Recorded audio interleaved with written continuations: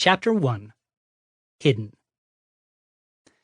Deep into that darkness peering, long I stood there, wondering, fearing, doubting, dreaming dreams no mortal ever dared to dream before. Edgar Allan Poe, The Raven. Depression is funny. Not ha-ha funny, obviously, because it'd be super rude to laugh at a depressed person for being depressed. It's funny in a way that might cause scientists with fake-sounding German accents to stroke their beards thoughtfully. It's funny in the same way that bologna is when it's past its expiration date, or when your dog growls at your closet door for no reason, or your football team is looking at first and goal and decides to punt. It's funny as in outside the norm, funny as in disquieting, funny as in you're making me uncomfortable, so please just cheer up already. And who could blame them? Depression is just so depressing, you know? Being around somebody who's obviously depressed is not much fun. Trust me, I know. Being a person who deals with depression myself, I had days when I'd rather not hang around with me either. Depression's funny in that there's not much fun to be found in it for anyone. By definition, it's something of a fun squelcher. Those affected by it can have a difficult time enjoying much of anything.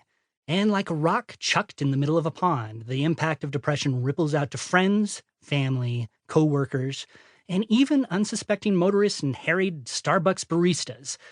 Depression is a burden for those who suffer from it, a worry for friends and family, and, let's face it, a hassle for anyone else exposed to it, even in passing. In a society that doesn't dare push pause, depression is an inconvenience few can afford.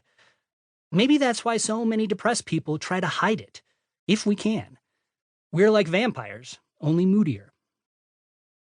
Back in the mid-1990s, my son and I would get up every Saturday morning and without fail watch an animated series called The Tick, centered on the titular nigh invulnerable superhero and his accountant-turned-sidekick, Arthur.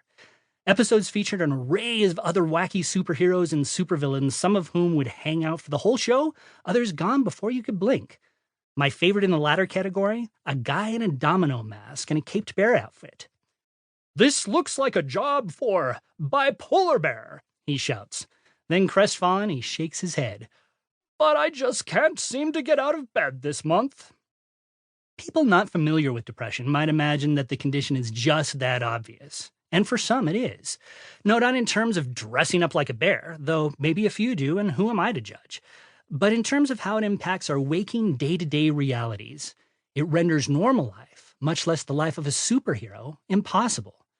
It can be as obvious as Vincent van Gogh's missing ear, a debilitating sickness that cripples us, imprisons us, and robs us of who we are and what we'd like to be. But depression comes in many guises, seasonal to chronic, mild to severe. It dresses in so many different outfits that it might even dwarf the litany of costume crime fighters and evildoers in The Tick. And trust me, that's saying something. Plus, frankly, there's very little money in being depressed. We gotta make a living somehow, so many of us find the energy to pull ourselves out of bed in the morning and go to work. That's me. I hold a regular job, even if it's not all that regular, and even though, as my coworkers will attest, I'm not all that regular either. I write movie reviews for a Christian organization, so parts of the working day can feel a little like church. For instance, every Monday the ministry holds a stand-up meeting/prayer in our cavernous central hallway that we call Main Street. These Monday morning meetings are pretty innocuous. A joke, a prayer, ministry updates, more prayer. I typically stand on the second-floor walkway with some associates of mine, and we eye the proceedings below, applauding at the appropriate times, laughing at the appropriate punchlines, and maybe making a puckish quip or two. The idea behind these Monday Main Street stand-ups are to start the work week on the right foot. A few updates, a little encouragement, and bam!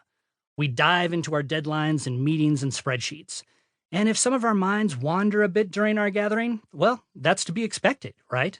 No harm done, unless you miss an announcement for an upcoming potluck.